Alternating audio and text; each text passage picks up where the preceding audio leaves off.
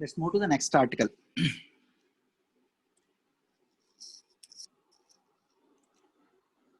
Israel UAE ties. ఏం జరిగింది అసలు ఇజ్రాయెల్ యుఏఈకి అసలు టైస్ ఏంటి, ఇప్పుడే స్పెషల్ గా ఎందుకు వచ్చినాయి, దీని వెనక బ్యాక్గ్రౌండ్ ఎవరికైనా తెలుసా? ఎవరైనా చదువున్నారా ముందు వాట్ ఈస్ దిస్ ఇష్యూ అనేది?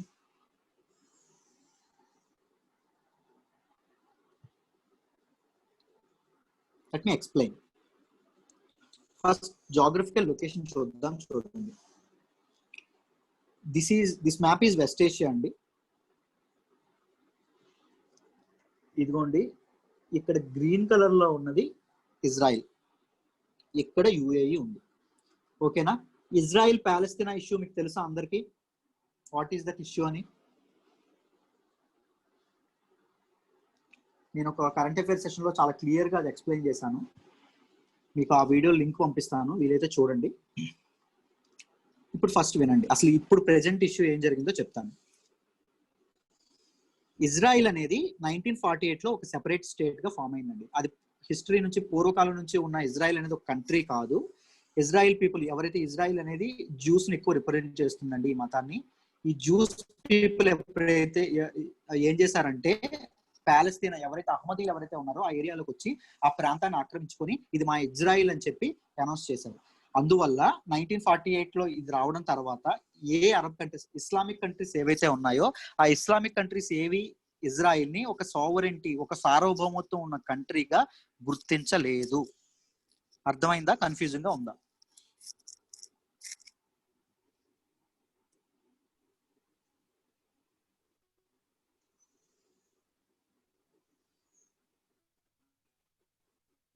చెప్పాలి.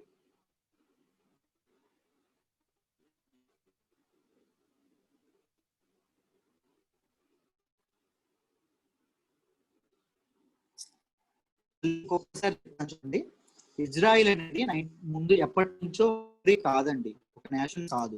ఇజ్రాయిల్ అనేది జ్యూస్ ని రిప్రజెంట్ చేస్తుంది. ఇజ్రాయిల్ లో ఉండే వాళ్ళు మాక్సిమం జ్యూస్, ఎవరైతే ఆ మతానికి చెందిన వాళ్ళు.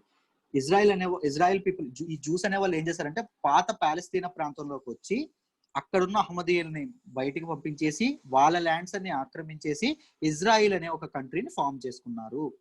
సో ఎవరైతే ఇస్లామిక్ పీపుల్ ఇది అవ్వడం వల్ల ఇస్లామిక్ నేషన్స్, మిగిలిన నేషన్స్ ఏవైతే ఉన్నాయో, ఇజ్రాయిల్ అనేది ఒక సెపరేట్ కంట్రీ, ఒక నేషన్, వాళ్ళకి ఒక సార్వభౌమత్వం ఉంది, వాళ్ళకి సావరెంటీ ఉంది అని చెప్పి మిగిలిన ఇస్లామిక్ కంట్రీస్ వాళ్ళని గుర్తించలేదు. I hope it is clear. UAE అనేది ఇస్లామిక్ కంట్రీయా కాదా? Islamic country, right? యుఏఈ కూడా ఇస్లామిక్ కంట్రీ. సో మిగిలిన యుఏఈ ఇస్లామిక్ కంట్రీస్ లాగే యుఏఈ కూడా ఇజ్రాయిల్ యొక్క సార్వభౌమత్వాన్ని ముందు గుర్తించలేదు, సావరెంటీని ముందు గుర్తించలేదు, అదొక సెపరేట్ నేషన్ అనేది గుర్తించలేదు. ఓకేనా? ఇప్పుడు ఏం చేసిందంటే ప్రెసెంట్ ఇష్యూ ఏమైందంటే ఇజ్రాయిల్ యుఏఈ రెండు ముందు వైరంగా ఉండేవి, రెండు కలిసిపోయినాయి. అందుకే ఇది ఇంటర్నేషనల్ రిలేషన్స్ లో అంత ఇంపార్టెంట్ చదువుకునేటప్పుడు. ఓకేనా? రీసెంట్లీ న్యూస్ లోకి ఎందుకు వచ్చిందో చూద్దాం. చూడండి, recently the president of the USA has announced that Israel and the United Arab Emirates have agreed to establish full diplomatic ties as part of a deal to halt the annexation of occupied. ఇది చూడండి, Israel and UAE అనేవి full గా diplomatic టైస్ అనేవి establish చేసుకోబోతున్నాయి రెండు countries కూడా. దానిలో భాగంగా Israel చేయాల్సింది ఏంటి అంటే వెస్ట్ బ్యాంక్ ఎనాక్సేషన్ ని ఆపాలి, వెస్ట్ బ్యాంక్ లోని ప్రాంతాలని ఆక్రమించుకోవడం అనేది ఆపేయాలి, వాటికి అడ్డుకట్ట వేయాలి అని చెప్పింది. Israel and west bank issue మీకు తెలుసా? లాస్ట్ మంత్ వచ్చింది, చెప్తాను చూడండి సింపుల్ గా.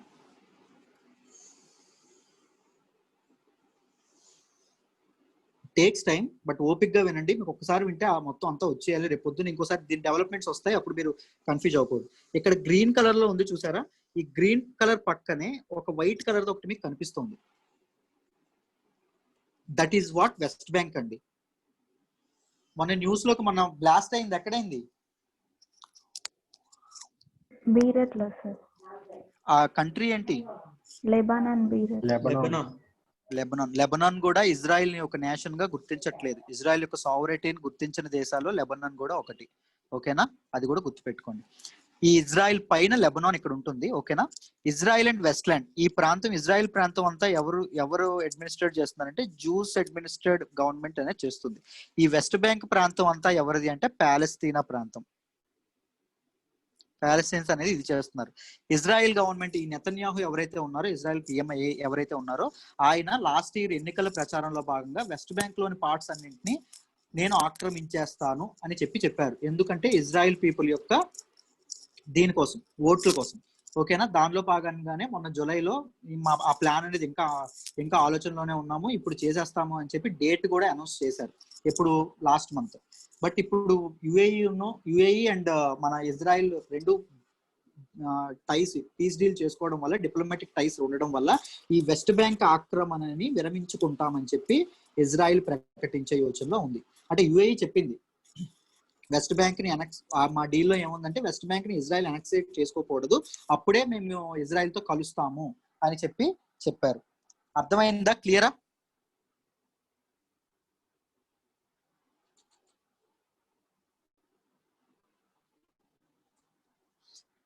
మరి మధ్యలో ఈ యుఎస్ఏ ఎందుకు వచ్చింది, యునైటెడ్ స్టేట్స్ ఆఫ్ అమెరికా ఎందుకు వచ్చింది, ట్రంప్ ఎందుకు మధ్యలోకి వస్తున్నారు అని మనం మాట్లాడుకుంటే, ఇజ్రాయిల్ వెస్ట్ ఏషియా ప్రాంతం ఏదైతే ఉందో ఇది స్ట్రాటజికల్లీ అండ్ ఎకనామికల్లీ చాలా ఇంపార్టెంట్ ప్రాంతం అండి. ఈ గల్ఫ్ ఏరియా అండ్ ఈ వెస్ట్ ఏషియా ప్రాంతం. ఎందుకో చెప్పండి.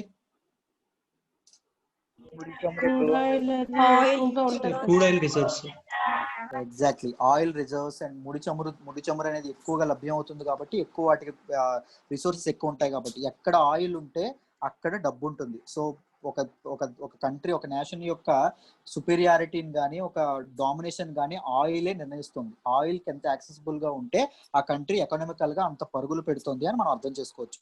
సో యుఎస్ఏ అనేది బోత్ గల్ఫ్ కంట్రీ అని యుఏఈతో, వెస్ట్ ఏషియన్ కంట్రీ అని ఇజ్రాయిల్ తో, రెండింటితో రెండింటిని కలిపింది అనుకోండి. ఈ రెండు సెపరేట్ గా యుఎస్ఏకి ఫ్రెండ్స్, కానీ ఈ రెండు కలిసారనుకోండి, ఈ ముగ్గురు ప్యాక్ట్ ఎవరికి హెల్ప్ చేస్తుంది? యుఎస్ఏకి చాలా హెల్ప్ చేస్తుంది. So USA is very very very eager to join these two nations అనమాట. ఈ ఇద్దరిని కలపడానికి చాలా చాలా దీనిగా ఉంది. ఇది ఒక నవంబర్ లో అవుతున్న ఎలక్షన్స్ ముందు ట్రంప్ గవర్నమెంట్ కి ఒక స్ట్రాటజికల్ విన్ అని మనం చెప్పుకోవచ్చు, ఒక డిప్లొమాటిక్ విన్ అని మనం చెప్పుకోవచ్చు. ఇది చూడండి, the UAE has become the first Gulf Arab state to do so. Gulf Arab states ఏవైతే ఉన్నాయో అందులో ఫస్ట్ అంట ఇజ్రాయెల్ తో టైస్ పెట్టుకోవడంలో. At the third Arab nation to have active diplomatic ties. మూడవ అరబ్ కంట్రీ. మొదటి రెండు ఏంటి అంటే ఈజిప్ట్, రెండవది జార్డాన్. వెస్ట్ బ్యాంక్ పక్కనే రైట్ సైడ్ ఉండేది జార్డాన్ అండి. ఈ వెస్ట్ బ్యాంక్ పక్కనే ఇది ఉంది చూసారా, అది జార్డాన్. సారీ,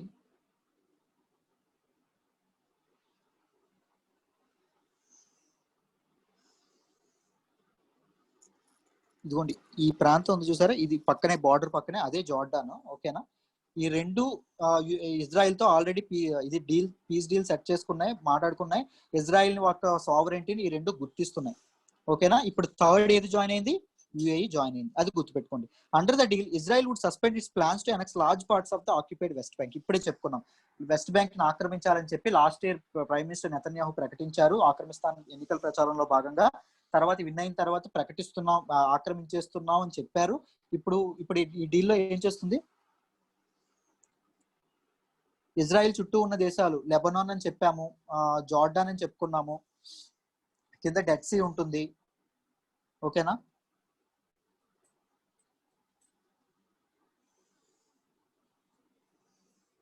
ఓకేనా అజయ్?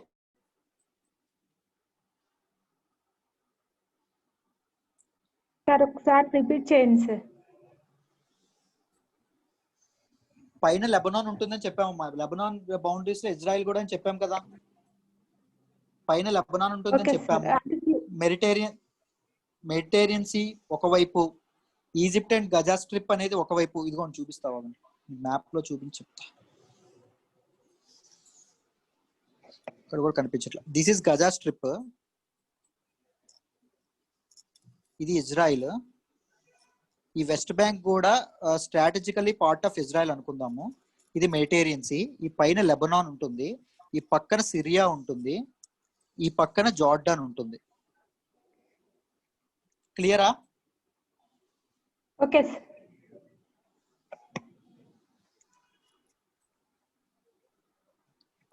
మీరు కరెంట్ అఫైర్స్ చదివేటప్పుడు అట్లాస్ కూడా దగ్గర పెట్టుకోవాలి, జాగ్రఫికల్ ఇంపార్టెన్స్ కూడా అవసరం. Okay. అట్లా ఎవరికైనా అట్రాస్ లేకపోతే కొనుక్కోండి, ఓకేనా. ఇప్పుడు చూడండి, వెస్ట్ బ్యాంక్ అనేది వెస్ట్ బ్యాంక్ లో ఉన్న చాలా పార్ట్స్ అనేవి ఎనెక్స్ చేయాలన్న ప్లాన్ ని ఇజ్రాయెల్ అనేది సస్పెండ్ చేసుకుంటుంది, ఇజ్రాయెల్ విరమించుకుంటుంది. The West Bank is sandwich between Israel and Jordan. ఇప్పుడే చెప్పాను, ఇది ఇజ్రాయెల్, ఇది జార్డాన్, అంటే మధ్యలో వెస్ట్ బ్యాంక్ అనేది ఉంటుంది. ఇప్పుడే మీ మ్యాప్ లో చూపించాను. One of it's major cities is Ramallah, the de facto administrative capital of Palestine. Palestine యొక్క అడ్మినిస్ట్రేటివ్ క్యాపిటల్ ఏంటి అంటే రమల్లా, అది గుర్తుపెట్టుకోండి. Israel to control of it in the 6-day Arab Israel war 1967. West bank యొక్క control Israel ఎప్పుడు తీసుకుంది? 1967 లో తీసుకుంది. తీసుకొని ఎస్టాబ్లిష్ సెటిల్మెంట్స్ దేర్. సెటిల్మెంట్స్ అంటే ఏంటి, ఎవరైనా చెప్పాలి? స్థావరాలు. ఇజ్రాయెల్ యొక్క స్థావరాల్ని వెస్ట్ బ్యాంక్ లో నిర్మించుకుంది. A joint state from the USA, the UAE and Israel has been issued which says the delegations would meet. ఏం చెప్పారు అంటే, యుఎస్ఏ తన స్టేట్మెంట్ లో ఇంకేం చెప్పింది అంటే, యుఏఈ అండ్ ఇజ్రాయెల్ యొక్క డెలిగేట్స్ ఎవరైతే ఉన్నారో, బ్యూరోక్రాట్స్ ఎవరైతే ఉన్నారో, వాళ్ళు కొన్ని వారాల్లోనే కలుస్తారు. కలిసి ఫ్లైట్స్, డైరెక్ట్ ఫ్లైట్స్ గురించి, సెక్యూరిటీ గురించి, టెలికమ్యూనికేషన్స్ గురించి, energy and tourism, health care గురించి చర్చలు అనేవి చేస్తారు, మీటింగ్స్ అనేవి ఇది చేస్తారు అని చెప్పింది. Both nations will also partner on fight in the COVID-19 ప్యాక్టింగ్. ఇప్పుడు ప్రతి ఒక్కరికి, ప్రపంచంలో ఉన్న ప్రతి దేశానికి ఉన్న కామన్ శత్రువు ఏంటి? COVID-19, కరోనా వైరస్ కదా. దాన్ని పోరాడడం కానీ కూడా ఈ రెండు కంట్రీస్ కలిపి పనిచేస్తాయి అని చెప్తున్నారు. ఇది చూడండి. It remains unclear what prompted Israel and the UAE to make the announcement now. ఎవరికి అర్థం కాని విషయం ఏంటంటే, ఈ యునైటెడ్ అరబ్ ఎమిరేట్స్ కి, ఇజ్రాయెల్ కి అసలు ఏం జరిగింది, ఎందుకు ఈ డెసిషన్ ఇంత సడన్ గా తీసుకున్నాయో ఎవరికి అర్థం కాని విషయం. జూన్ 2020లో ఏమైందంటే, యుఏఈ అంబాసిడర్ ఎవరైతే ఉన్నారో యుఎస్ఏకి, ఆయన ఏం చెప్పారంటే, Israel plan to annex the Jordan valley and other parts of the occupied West Bank would upend Israel's efforts to improve ties with Arab nations. ఒకవేళ వెస్ట్ బ్యాంక్ ని ఆక్రమించేస్తే, ఎవరు? ఇజ్రాయెల్ ఆక్రమించేస్తే అరబ్ నేషన్స్ ఏవైతే ఉన్నాయో వాటితో సంబంధాలు దెబ్బతింటాయి అని చెప్పి యుఏఈ అంబాసిడర్ అనే వాళ్ళు ఒక స్టేట్మెంట్ అనేది రిలీజ్ చేశారు లాస్ట్ టైం. కానీ ఈ డీల్ ఎందుకు వచ్చింది, ఏమొచ్చిందో తెలియదు. మిగిలిన అరబ్ నేషన్స్ అయిన టర్కీ, ఇరాన్ లాంటివి ఇట్స్ ఎ షేమ్ఫుల్. ఇది మన మతానికి సంబంధించిన, మన మతానికి వ్యతిరేకంగా ఉన్న అదే ఇజ్రాయిల్ వాళ్ళతో మీరు ప్యాక్ట్ పెట్టుకోవడం అనేది ఒక దారుణమైన విషయం అని చెప్పి స్టేట్మెంట్స్ కూడా ఇప్పుడే పాస్ చేశారు. అండ్ ఈజిప్ట్ ఏదైతే ఉందో, ఫస్ట్ ఇజ్రాయెల్ తో ప్యాక్ట్ చేసుకున్న ఈజిప్ట్, ఇది చాలా మంచి నిర్ణయం. ఈ నిర్ణయాన్ని మేము స్వాగతిస్తున్నాం. ఎట్ ద ఎండ్ పీపుల్ అనేవాళ్ళు చాలా ఇదవుతారు, టూరిజం పెరుగుతుంది, ఫ్లైట్స్ అనేవి ఇదవుతాయి, టెలికమ్యూనికేషన్ పెరుగుతుంది, దానివల్ల పీపుల్స్ లైవ్స్ ఎంపవర్ అవుతాయి అని చెప్పి ఈజిప్ట్ వాళ్ళేమో, ఈజిప్ట్ నేషన్ తాలూకు లీడర్స్ ఎవరైతే ఉన్నారో వాళ్ళు ఎక్స్ప్రెస్ చేశారు. వే ఫార్వర్డ్ చూద్దాం. The deal marks A historic day and significant step forward for piece in the middle east. Middle east లో ఎప్పుడు అశాంతి, ఎప్పుడు సిరియా లాంటి కంట్రీస్ అయితే ఎప్పుడు ఆ మారణ హోమాలకి, అల్లకల్లోలాలకి ఎప్పుడు అక్కడ జరుగుతూనే ఉంటాయి. అలాంటి అశాంతికి, అలాంటి పీస్ లేనితనానికి ఈ స్టెప్ ఏదైతే ఉందో అది ఇదవుతుంది. ఇప్పుడు యుఏఈని ఎగ్జాంపుల్ గా తీసుకొని మిగిలిన అరబ్ నేషన్స్ కూడా, ఇస్లామిక్ నేషన్స్ కూడా ఇజ్రాయెల్ తో ఒక ప్యాక్ట్, ఇజ్రాయెల్ తో కలిసి పనిచేసే అవకాశం కూడా ఉంది. Opening direct ties between two of the Middle East most dynamic societies and advanced economies will transform the region by spurring economic growth, enhancing and technological innovation, and forging closer people-to-people relations. మనిషికి ఉన్న సంబంధాలు కూడా మతాలకు అతీతంగా పెరిగే, develop అయ్యి, empower అయ్యే, strengthen అయ్యే అవకాశం కూడా ఉంది అని చెప్పి వే ఫార్వర్డ్ లో చెప్తున్నారు. అందరికీ అర్థమైందా ఆర్టికల్? సార్, ఇండియాకి బెనిఫిట్స్ ఏమైనా ఉన్నాయా సార్ దీనివల్ల? ఇండియాకి బెనిఫిట్స్ యాక్చువల్లీ నేనేమైనా రిసోర్సెస్ లో చూసి గ్రూప్ లో పోస్ట్ చేస్తానమ్మా, నాకు ఎగ్జాక్ట్ గా తెలీదు, ఓకేనా. మీకేమైనా తెలుసా ఇండియాకి ఇది వస్తున్నట్టు మీకు ఏమైనా తెలుసా? You can share, no problem. Sir, West Bank Israel occupy చేస్తే యుఏఈకి ఏమైంది సార్? అది చాలా దూరంలో ఉంది. Exactly, UAE is an Islamic nation, right? UAE is an Islamic nation, right? Yes sir. Palestinian people ఎవరు? Islamic people, right? Yes sir. అంతే కదా. వెస్ట్ బ్యాంక్ ని ఆక్రమించేయడం అంటే వాళ్ళ దగ్గర ఉన్న హక్కులు తీసుకోవడమే కదా, పాలస్తీన్ పీపుల్ యొక్క హక్కుల్ని, ఇజ్రాయెల్ జ్యూస్ ఈ ప్యాక్ చేసుకోవడం వల్ల తోటి ఇస్లామిక్ పీపుల్ ఎవరైతే ఉన్నారో వాళ్ళకి లాభం చేకూరుతుందా లేదా? Okay sir. రైట్. కాస్ట్ అంటే నాకు అర్థం కాలేదమ్మా. There is no economic deal ఇక్కడ. ఎకనామిక్ డీల్ ఏం జరగలేదు. ఇద్దరు మేము డిప్లొమాటిక్ కలిసి పనిచేస్తాం, మాకు డైరెక్ట్ ఫ్లైట్స్ అనేవి ఉంటాయి, మా పీపుల్ అక్కడికి వెళ్ళొచ్చు, అక్కడ పీపుల్ మాకు వెళ్ళొచ్చు అని చెప్పి డీల్ చేసుకున్నారు తప్ప ఏ ఎకనామిక్ ఇన్వెస్ట్మెంట్స్ కానీ ఏది పెట్టలేదు. రైట్. అదే యుఏఈ చెప్పింది కదా, డెలిగేట్స్ అనేవి ఇంకొద్ది వారాల్లో మీట్ అవుతారు, మీట్ అయ్యి ఏం చేయాలి, ఎలా చేయాలని నిర్ణయాలు తీసుకుంటారని యుఏఈ స్టేట్మెంట్ ఇచ్చింది కదా. క్లియరా?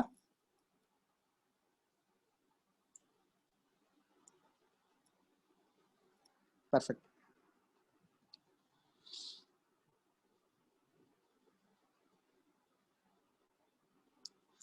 ఇది చూడండి, universal ratification for international labour organization conventions 182. What is this international labour organization? ఆ కన్వెన్షన్ 182 కన్వెన్షన్ ఏంటి, దాని గురించి పూర్తిగా మాట్లాడదాం. ఇది ఎందుకు న్యూస్ లోకి వచ్చిందో ఫస్ట్ చెప్తాను చూడండి.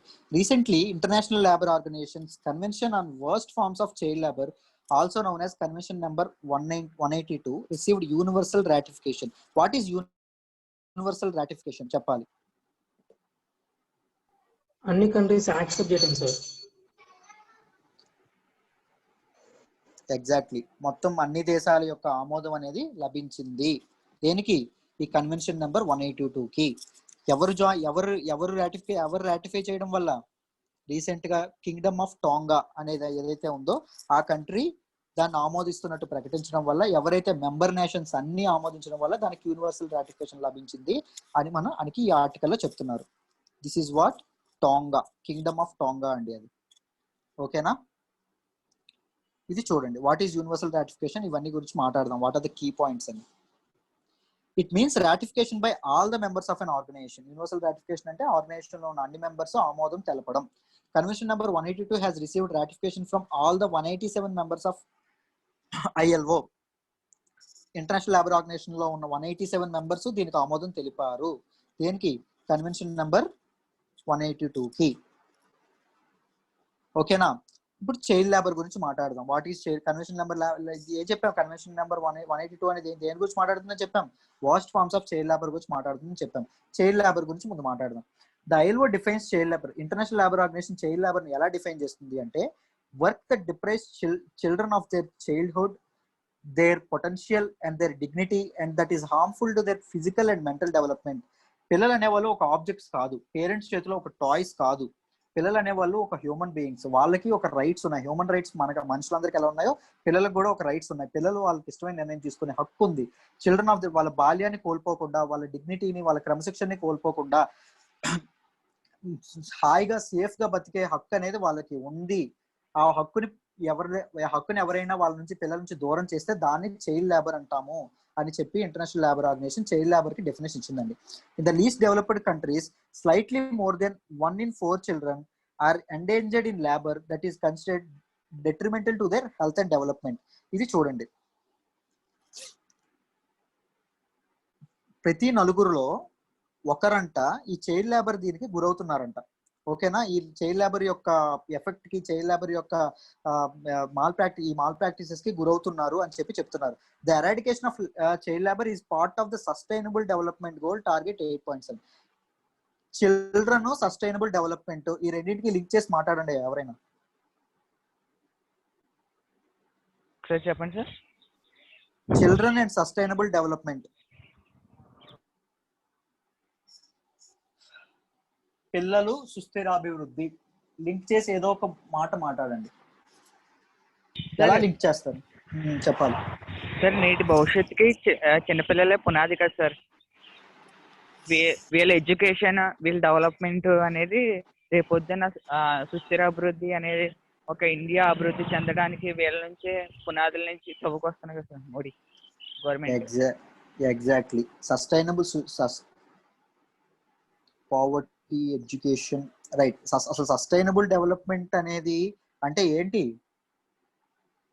మన భవిష్యత్తు తరాల కోసం మనం మనం మన భవిష్యత్తు తరాలను దృష్టిలో పెట్టుకొని మనం నడుచుకోవడమే కదా. భవిష్యత్తు తరాలంటే ఎవరు?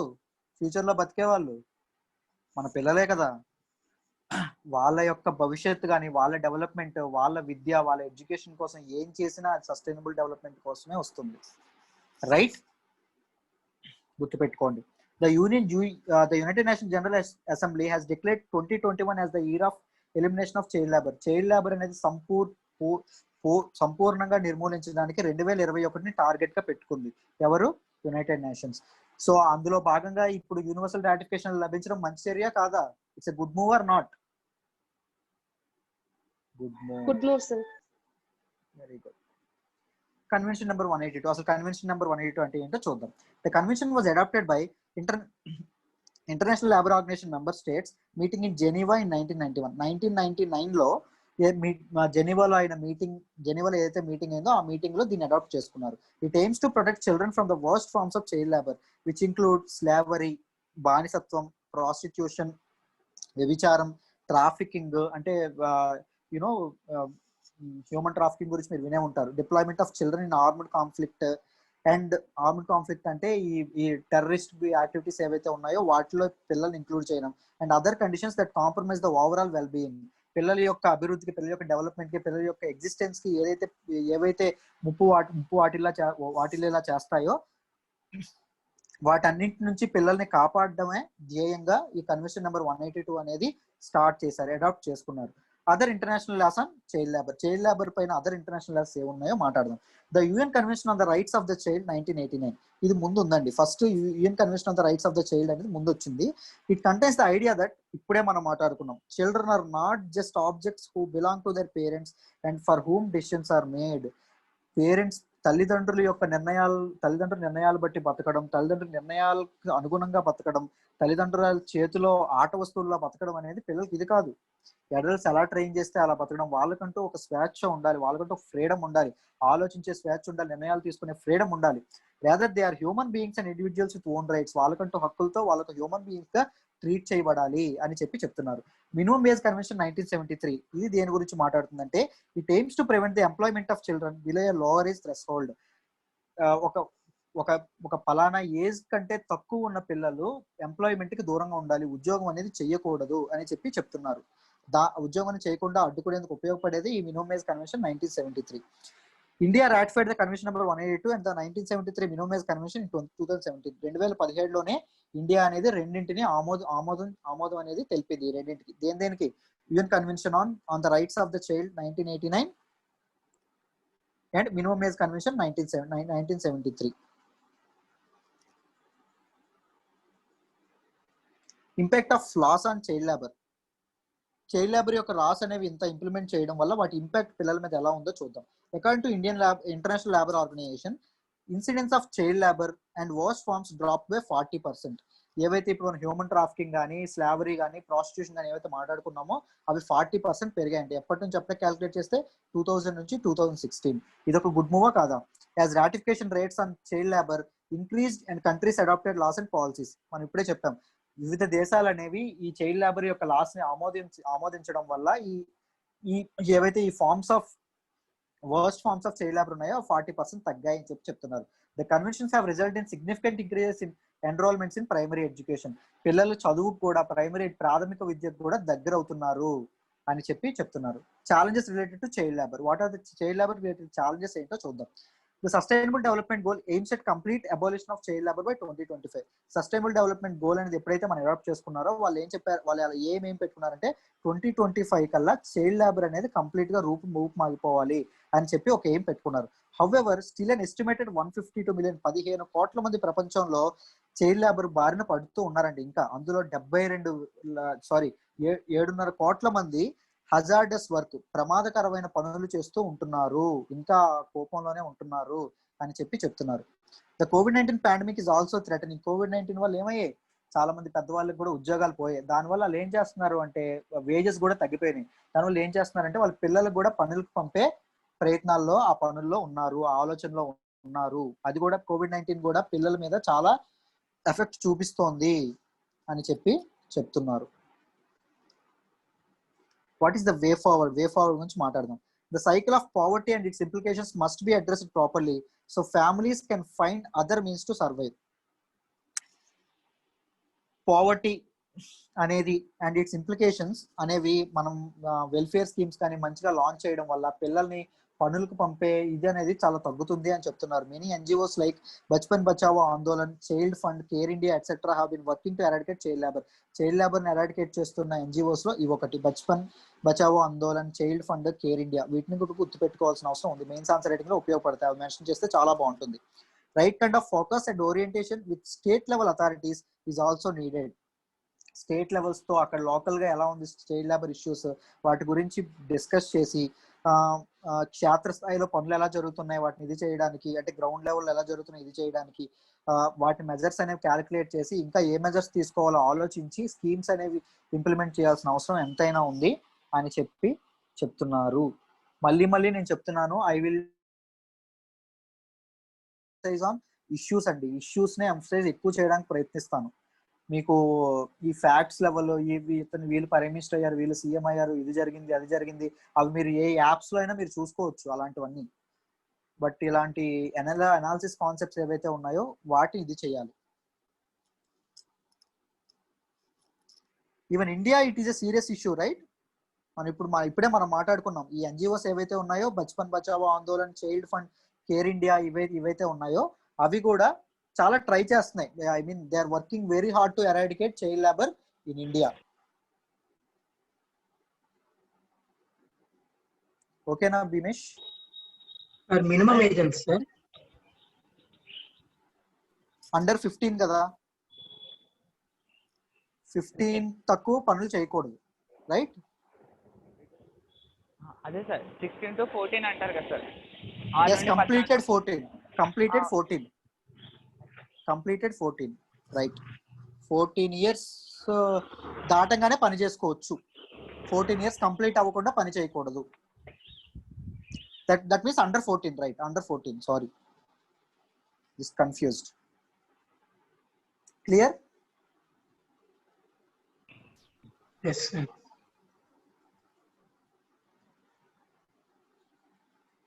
సార్ 2011 వరకు ఇండియాలోనే 10 మిలియన్ చైల్డ్ లేబర్ పీపుల్ ఉన్నారండి.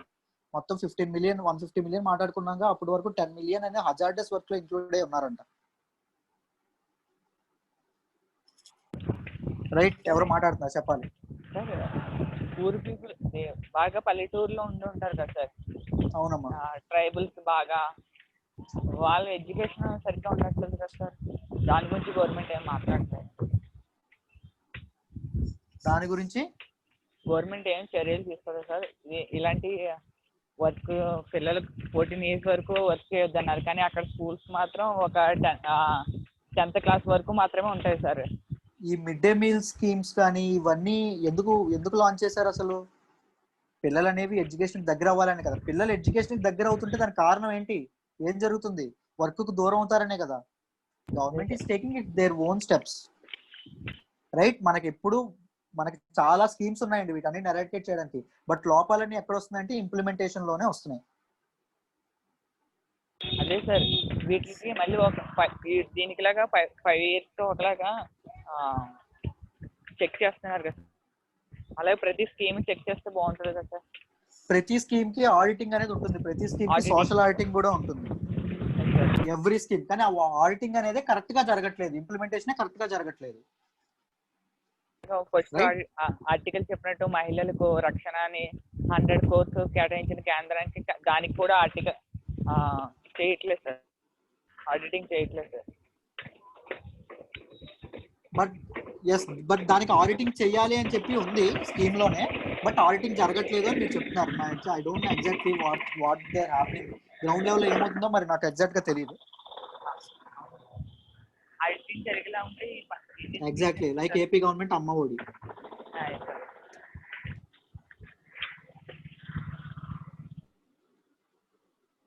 డ్రాబ్యాక్స్ ఎక్కడ ఉన్నాయి ఇంప్లిమెంటేషన్ లో మీరు ఎక్కడ చూసినా డ్రాబ్యాక్స్ ఉంటాయి.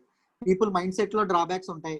మీరు ఎంత డబ్బు ఇచ్చినా పిల్లలు పనికి వెళ్తే డబ్బులు వస్తాయి కదా అని తల్లిదండ్రులు ఆలోచిస్తారు, రైట్? వీటిల్లో కరప్షన్ అనేది మనకి చాలా పెద్ద ఇష్యూ. కరప్షన్ అనేది ఎక్కడైనా ఉంటుంది. మనకి గవర్నమెంట్ నుంచి వచ్చే ఫండింగ్స్ ఏవైతే ఉన్నాయో ఈ చైల్డ్ లేబర్ ఎరాకేట్ చేయడానికి, ఆ ఫండింగ్స్ అన్ని పూర్తిగా దానికి ఉపయోగిస్తున్నారా? కాదు, మధ్యలో చాలా మంది తినేస్తారు. Right? Why can't we rectify that?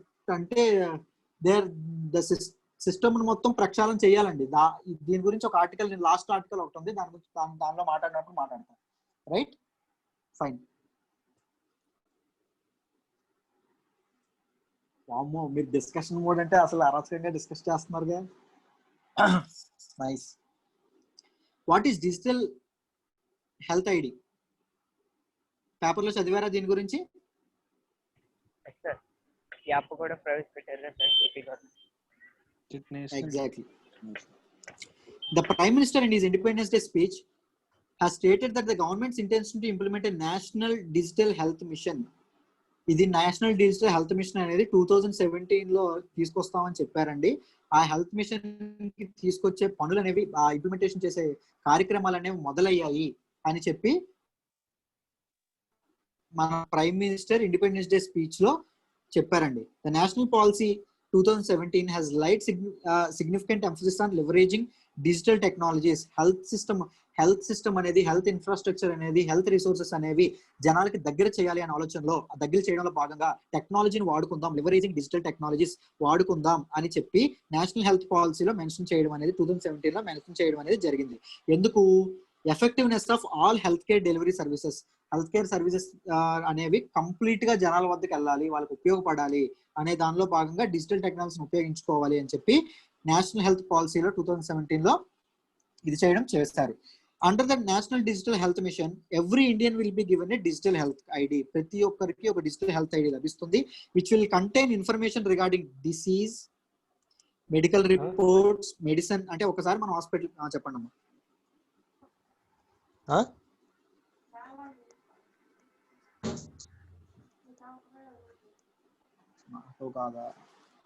Okay.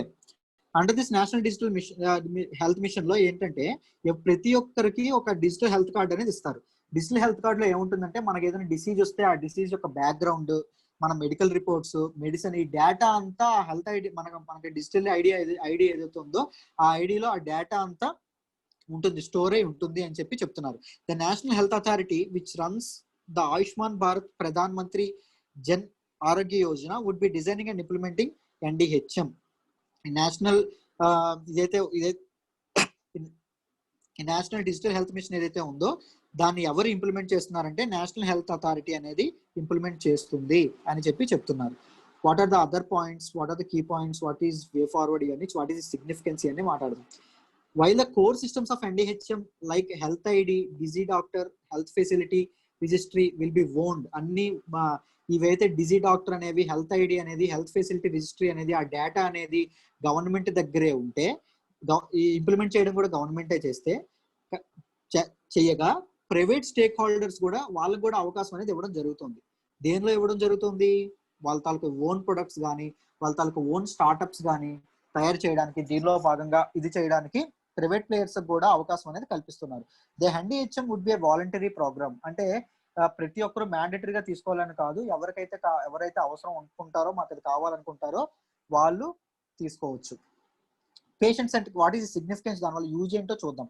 Patient centric health care. The national digital health machine aims to empower the citizens and make the healthcare systems more patient centric. దీనివల్ల ఏమవుతుందంటే హెల్త్ కేర్ సిస్టమ్ అనేది జనాలకు ఎక్కువగా చేరువలో ఉండడానికి ప్రయత్నిస్తుంది. దాంతోపాటు patients అనేవి ఈజీగా హెల్త్ ఇన్ఫ్రాస్ట్రక్చర్ వాడుకోవడానికి కూడా ఉపయోగపడుతుంది. The system will lead to convenience for the patient యొక్క సౌలభ్యానికి చాలా ఉపయోగపడుతుంది. Given that patient will not need to store and carry old records.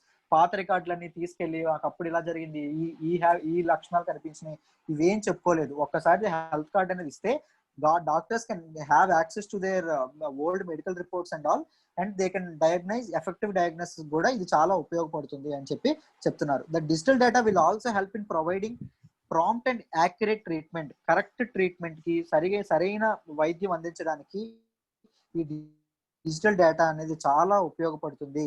దాంతోపాటు ఎమర్జెన్సీ టైంలో మెడికల్ హిస్టరీ రిపోర్ట్ చేయడం, ఆ టైం ఏదైతే ఉందో టెస్ట్ మళ్ళీ కండక్ట్ చేయాల్సిన ఇదైతే ఉందో అవన్నీ అవసరం తగ్గి ఎమర్జెన్సీ టైంలో సరైన ట్రీట్మెంట్ ఇవ్వడానికి ఉపయోగపడుతుంది అని చెప్పి చెప్తున్నారు. And affordability, Digital health can help ensure delivery of health services to a large population of affordable cost. దీనివల్ల ఏమవుతుందంటే చాలా మందికి చాలా తక్కువ ప్రైస్ లో వైద్యం అనేది అందుబాటులోకి వస్తుంది అని చెప్తున్నారు.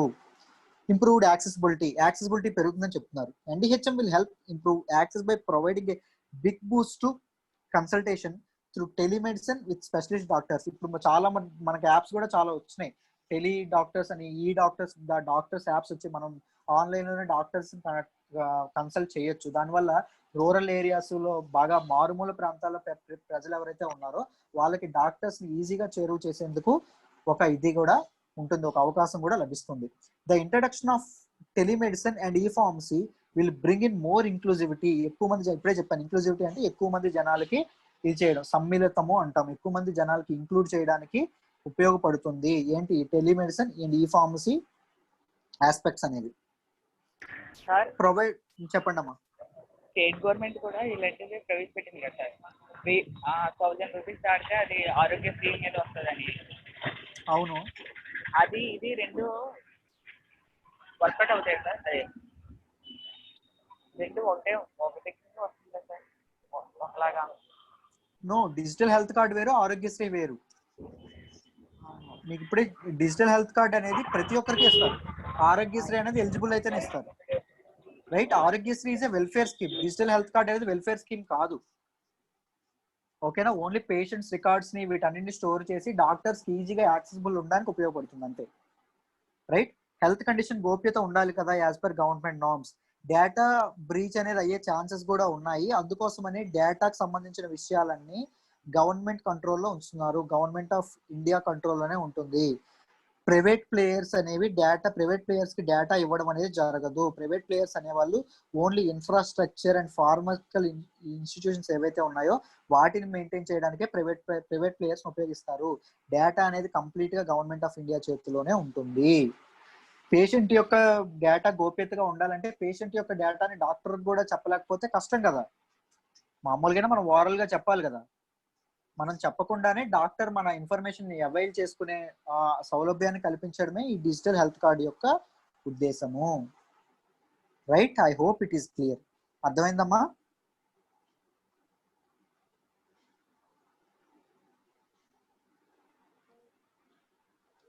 It will lead to quality care and better access to healthcare facilities and doctors. Health care facilities కి, డాక్టర్స్ కి, పేషెంట్స్ గురించి ఎక్కువ తెలుసుకోవడానికి, వాళ్ళకి యాక్సెస్ క్లియర్ గా ఉండడానికి చాలా ఉపయోగపడుతుంది. Quality health care providing a unique identification to doctor as well as health facilities can lead to quality and accountability. A doctor చూస్తున్నారు, ఏ పేషెంట్ ని ఎవరు చూస్తున్నారు అనే ఒక ఇది ఉండడం వల్ల అకౌంటబిలిటీ అనేది పెరుగుతుంది. డాక్టర్స్ కానీ, ప్రైవేట్ హాస్పిటల్స్ కానీ, పబ్లిక్ గవర్నమెంట్ హాస్పిటల్స్ కానీ ఇంకాస్త ఎక్కువ కేర్ తీసుకొని, ఎక్కువ ఇది చూసుకొని చేస్తారు. I hope it is clear. Sir ఇది ఓన్లీ గవర్నమెంటే సార్, ప్రైవేట్ కూడానా సార్? ప్రైవేట్ ప్లేయర్స్ ఇప్పుడే ముందు చెప్పాను కదా, ప్రైవేట్ ప్లేయర్స్ ని కూడా వెల్కమ్ చేస్తారు, వాళ్ళు కూడా దీనిలో ఇన్వెస్ట్మెంట్స్ చేయొచ్చు. డేటా వాల్యూ ఇప్పుడే ఒక ఆయన చెప్పారు, అజయ్ కుమార్ అనే అబ్బాయి, డేటా బ్రీచ్ అయితే ఏంటి అని. The use of machine learning and artificial intelligence techniques to analyse data generated from the records will help learn disease patterns ని, ఎలా డిసీజ్ అనేది ఎలా మారుతుంది, ఏమవుతుంది, ఆనెస్ట్ ఎయిల్మెంట్స్ ని, వ్యాధి ఎలా తీవ్రతరం అవుతుంది, ఎప్పుడు తగ్గుతుంది, ఏ క్లైమేట్ లో ఇదవుతుంది, ఏ క్లైమేట్ లో తగ్గుతుంది, seasonal outbreaks, bringing efficiencies. ఈ హెల్త్ కేర్ లో డేటాను ఉపయోగించుకొని, ఈ ఆర్టిఫిషియల్ ఇంటెలిజెన్స్ టెక్నిక్స్ ఉపయోగించుకొని, మెషిన్ లెర్నింగ్ టెక్నిక్స్ ఉపయోగించుకొని ఇంకాస్త వ్యాధుల డిసీజెస్ మీద కానీ, వాటి తాలూకు ఎఫెక్ట్ మీద కానీ ఇంకాస్త research and research and development చేయడానికి ఉపయోగపడుతుంది అని చెప్తున్నారు. ఇంపటస్ టు ఎంటర్‌ప్రెన్యూర్‌షిప్, ఇది ఛాలెంజెస్ ఉన్నాయమ్మా, చెప్తాను. NDHM brings a huge opportunity for digital health startups to work for.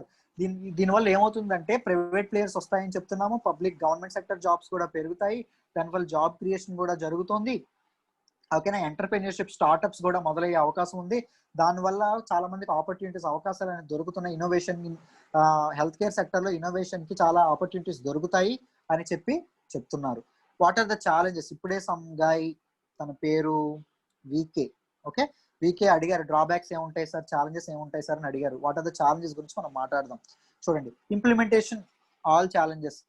అసలు ఇది ఇంప్లిమెంట్ చేయడానికి ముందు ప్రైవేట్ హాస్పిటల్స్ కానీ గవర్నమెంట్ హాస్పిటల్స్ కానీ ఏవైతే ఉన్నాయో వాళ్ళందరి నుంచి వాళ్ళ డేటా ప్రొక్యూర్ చేసుకోవాలి. ఇప్పుడు పాత పేషెంట్స్ కానీ ఏవైతే ఉన్నారో ప్రొక్యూర్ చేసుకొని వాళ్ళందరినీ ఒక తాటిపైన ఉంచాలి. ఒక డిజిటల్ సిస్టమ్ అనేది వాళ్ళందరినీ కలిపి ఇది చేస్తూ ఒక డిజిటల్ సిస్టమ్ అనేది ఉండాలి. ఆ సిస్టమ్ ఇది చేయడానికి మనకు చాలా ఫండింగ్ అవసరం, చాలా టెక్నాలజీ అవసరం, చాలా ఇది అవసరం అని చెప్పి చెప్తున్నారు. ఇంప్లిమెంటేషన్ లో ఈ ఛాలెంజెస్ ఉన్నాయి అని చెప్తున్నారు.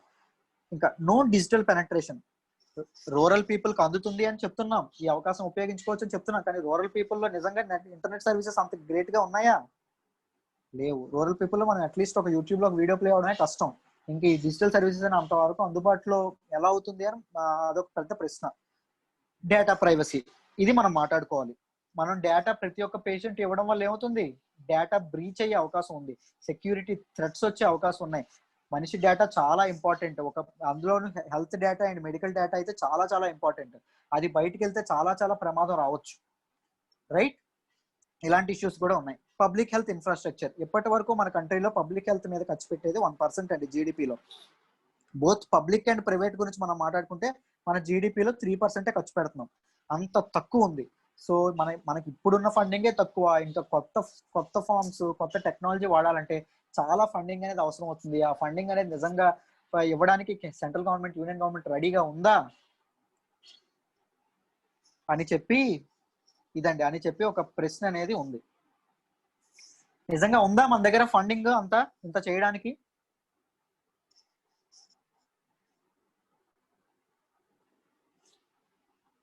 లేదు. ఇప్పుడు గుర్తుపెట్టుకోండి, భారతదేశం అనేది చాలా రిచ్ కంట్రీ అండి, చాలా ధనిక దేశం. కానీ భారతీయులే పేదవాళ్ళు. ఎప్పుడైనా గవర్నమెంట్ దగ్గర చాలా డబ్బు ఉంటుంది, కానీ జనాలకే అది చేరదు. అది గుర్తుపెట్టుకోండి, ఓకేనా? నైస్. ఇది ఇంకొక important article. Criminalisation of politics, దీని గురించి పేపర్లో చదివారా? హిందూలో ఒక మూలగా వచ్చింది చిన్నగా.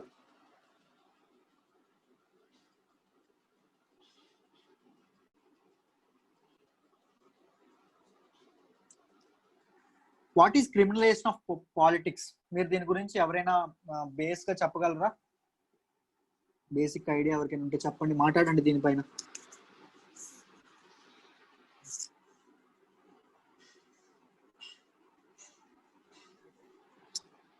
పొలిటీషియన్స్ ఎటువంటి క్రిమినల్ రికార్డ్స్ ఉండకూడదు, ఉన్న వాళ్ళే ఇప్పుడు ఉంటున్నారు డెమోక్రసీలో అనేది కంటెక్స్ట్ సార్. వండర్ఫుల్. మాట్లాడే అవకాశం మనకి ఎప్పుడు రాదు, అవకాశం వచ్చినప్పుడు ఇలా ఉపయోగించుకోవాలి. ఏదో ఒకటి మాట్లాడండి, ఓకేనా? క్రిమినలైజేషన్ ఆఫ్ పాలిటిక్స్ గురించి ఇప్పుడే మనకి ఐ థింక్ జయంత్, రైట్?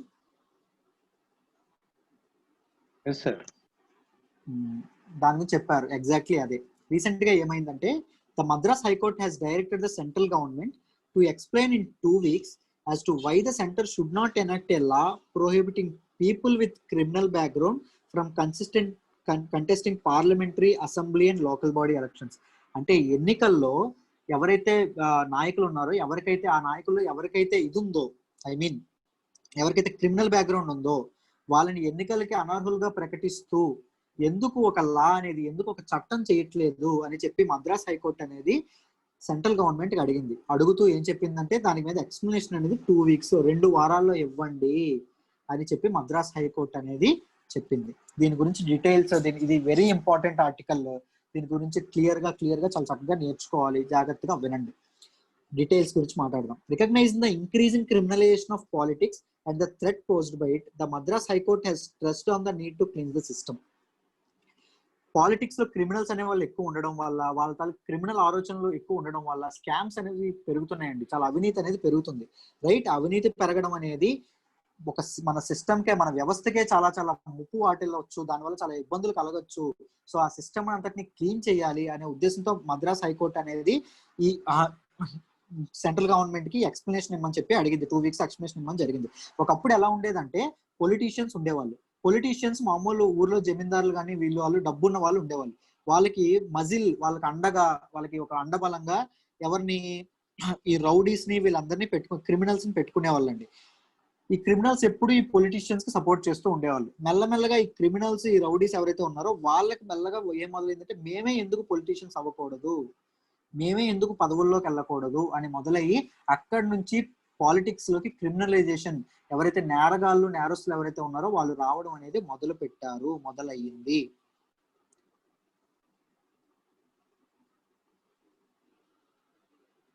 చెప్పాలి ఏ court is a court. Central government తప్పకుండా చెప్పాలి. మీకు ఒకవేళ ఆ స్టేట్ గవర్నమెంట్ అబ్జెక్షన్ ఉంటే సుప్రీం కోర్టులో అప్పీల్ చేసుకోవచ్చు, కానీ చెప్పాలి, తప్పకుండా చెప్పాలి. ఏ ప్రభుత్వం అయినా ప్రభుత్వాల చేతుల నుంచి ప్రజలను కాపాడమే, ప్రజల హక్కులను రక్షించడమే ఏ కోర్టు పనైనా. Right?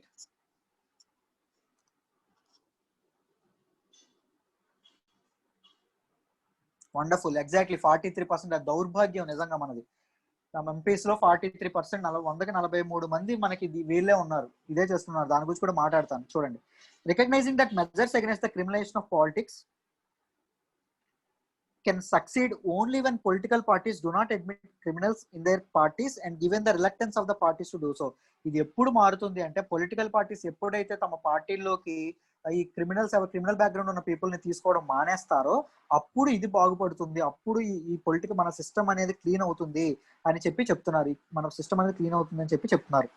The Madras High Court has called the central government to come out with comprehensive legislation to prohibit persons with criminal background.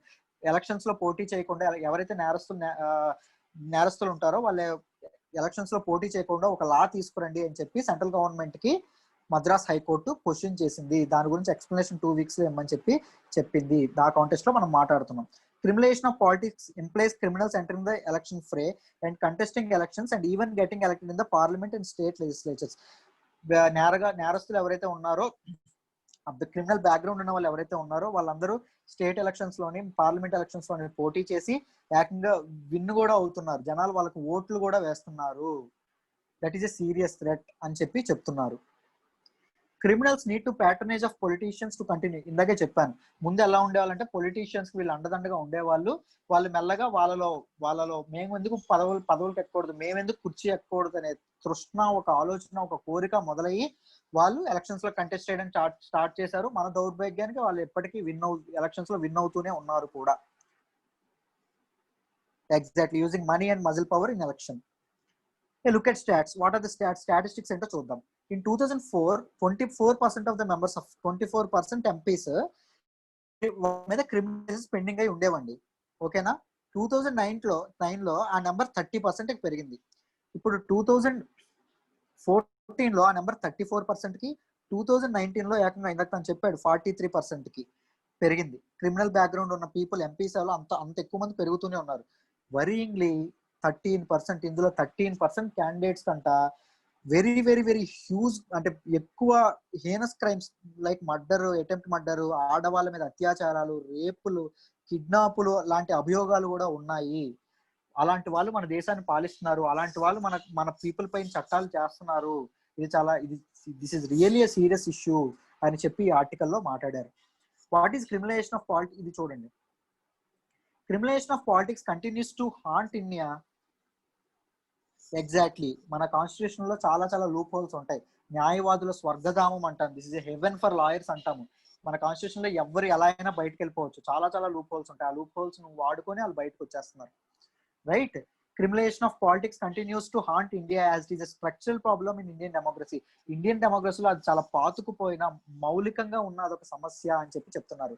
The voters, political parties and the law and order machinery of the state are all equally responsible for this. దీనికి law and order ఎవరైతే people ఉన్నారో, politicians ఎవరైతే ఉన్నారో, parties ఎవరైతే ఉన్నారో, voters, ఓట్లేసే వాళ్ళు, మన ప్రజలు ఎవరైతే ఉన్నారో అందరూ దీనికి బాధ్యులే. అందరు తాలూకా ఇది పాత్ర దీనిలో ఉంది అని చెప్తున్నారు. Lack of intent on the part of political parties. Political parties ఏం చేస్తున్నారంటే, I will summarize this one and tell. చూడండి, పొలిటికల్ పార్టీస్ కి ఏం చేస్తున్నారంటే కేవలం ఎవరైతే బ్యాక్గ్రౌండ్ ఉన్న వాళ్ళు ఉన్నారో,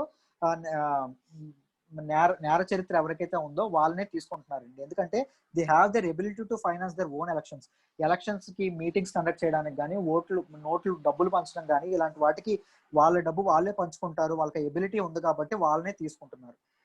అండ్ నెక్స్ట్, క్రిమినల్ ఛార్జెస్ ఉన్న వాళ్ళే ఎక్కువగా విన్ అవుతున్నారు ఎలక్షన్స్ లో. క్లీన్ రికార్డ్ ఉన్న వాళ్ళకంటే క్రిమినల్ ఛార్జెస్ ఉన్న వాళ్ళే ఎక్కువ విన్ అవుతారు. అదొక సిస్టమ్ అనేది వస్తుంది ప్రజల్లో కూడా, అదొక రికార్డ్ అనేది మెయింటైన్ అవుతుంది. అది కూడా పొలిటికల్ పార్టీస్ అనేవి ఓన్లీ పీపుల్ విత్ ఎవరైతే ఈ బ్యాక్గ్రౌండ్ ఉంటుందో, exactly law breakers are becoming law makers. Very good. ఎవరైతే ఉన్నారో వాళ్ళ పొలిటికల్ బ్యాక్గ్రౌండ్ ఎవరైతే ఉన్నారో వాళ్ళనే ఎక్కువగా పార్టీలో తీసుకోవడానికి వాళ్ళు ఎక్కువ మొగ్గు చూపుతున్నారు. Hence, political parties that ought to be cleansing the system with legislation and internal organization reforms have done little.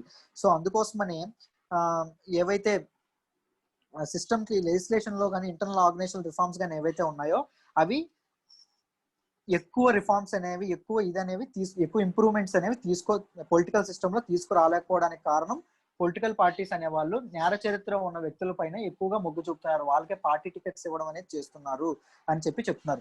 Lakh of interest among the voters. Voter behaviour is most often condition by the own immediate needs.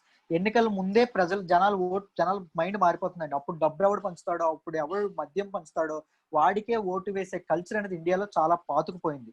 ఆ culture వల్ల కూడా ఎవరైతే ఈ నేర చరిత్ర, ఈ criminal background ఉన్న వాళ్ళు ఎవరైతే ఉన్నారో వాళ్ళందరూ మళ్ళీ పీఠం ఎక్కగలుగుతున్నారు అని చెప్తున్నారు ఈ ఆర్టికల్లో. What are the other concerns అని మనం మాట్లాడితే, several laws and court judgements have done helped much. ఇది చూడండి, హ్యావ్ నాట్ హెల్ప్డ్ మచ్. ఇది జాగ్రత్తగా గమనించండి. రీసెంట్ గా ఫిబ్రవరి 2020లో సుప్రీం కోర్టు ఒక ఇది చేసింది, ల్యాండ్ మార్క్ అనౌన్స్మెంట్ ఇచ్చింది. అదేంటో చెప్పండి.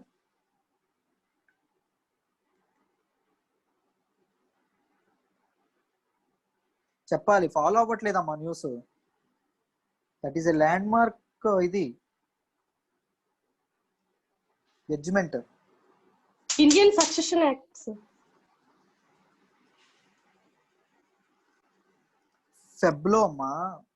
ఫెబ్లో ఈ పొలిటికల్ ఇష్యూ పైన ఏదైతే ఉందో, పొలిటికల్ ఇష్యూ పైన ఒక ఇది ఇచ్చింది. ఏం చెప్పింది అంటే, పొలిటికల్ లీడర్స్ ఎవరైతే ఉన్నారో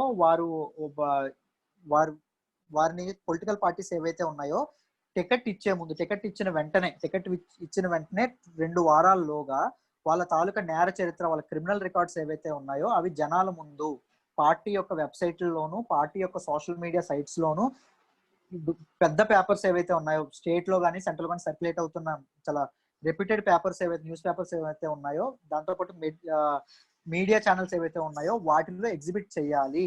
వాళ్ళ తాలూకా అసెట్స్ కూడా చెప్పాలి, వాళ్ళ తాలూకా ఆస్తులు కూడా చెప్పాలి.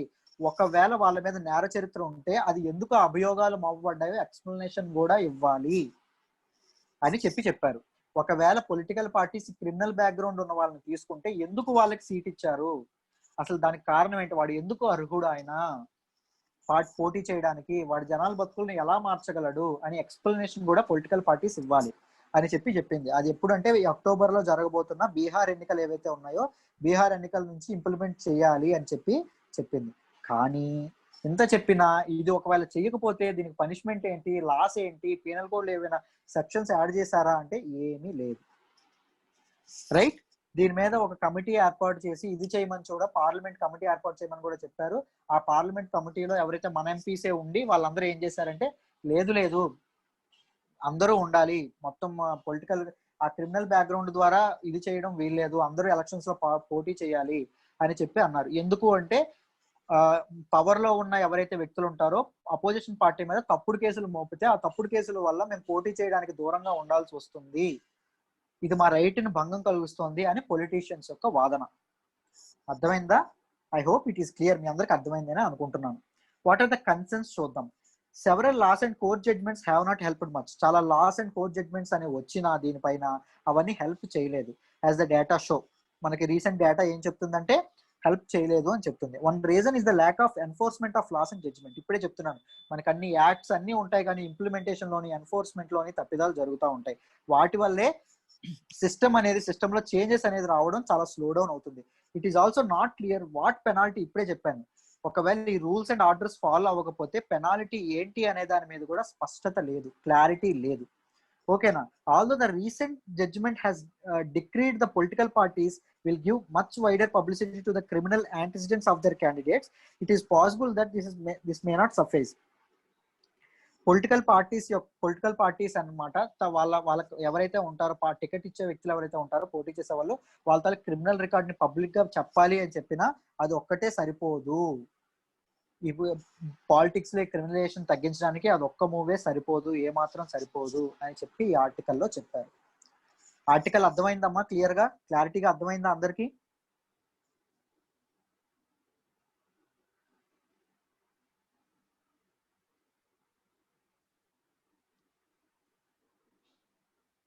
మీరు అందరూ ఫాలో అవ్వగలుగుతున్నారా? Oh I'm very sorry. ఎవరో సిలబస్ తో కంపేర్ చేసి చెప్పమన్నారు కదా మెయిన్స్ పేపర్ ఏది అని చెప్పి. ఐఎమ్ సారీ, రేపటి నుంచి చేస్తాను. నేను మర్చిపోయా సీరియస్లీ, రేపటి నుంచి ఇంక్లూడ్ చేస్తాను. So very sorry. క్లియరా అందరికి? ఆర్టికల్స్ అర్థం. నేను మళ్ళీ చెప్తున్నాను, నేను ఎక్కువ ఇష్యూస్ గురించే మాట్లాడడానికి ట్రై చేస్తాను. ఓకేనా? ఇష్యూస్ ఆర్టికల్స్ ఎక్కువ మాట్లాడదాం. మీకు మెయిన్స్ ఆన్సర్ రైటింగ్ లో హెల్ప్ అవ్వాలి ఇవన్నీ. రైట్? ఈ పీడిఎఫ్ ని యాప్ లో అప్లోడ్ చేస్తారు, యాప్ నుంచి డౌన్లోడ్ చేసుకోండి. I hope it is clear.